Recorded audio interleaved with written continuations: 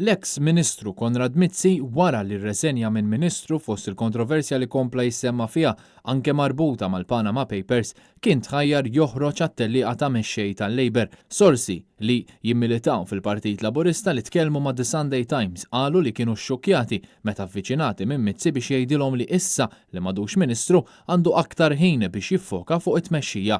Jidher li Konrad Mizzi qata' qalbu biex jieħu post Joseph Muscat ftit wara meta ntebaħ li hemm moviment fil-Partit Laburista li qed jagħmel minn kollox biex Mizzi jitwarrab mill-partit għal kollox.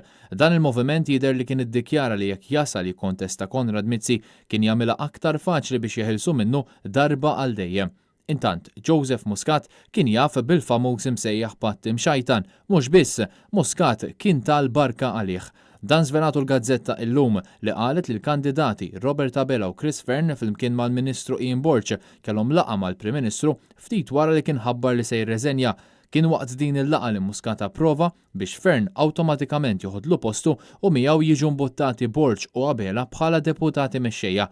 Kieku dan ispiċċa biex ġara, Joseph Muscat kien se jwarrab il-ħamis li għadda, iżda Robert Abela ma rridx ikun parti minn dan il-patt imxajtan.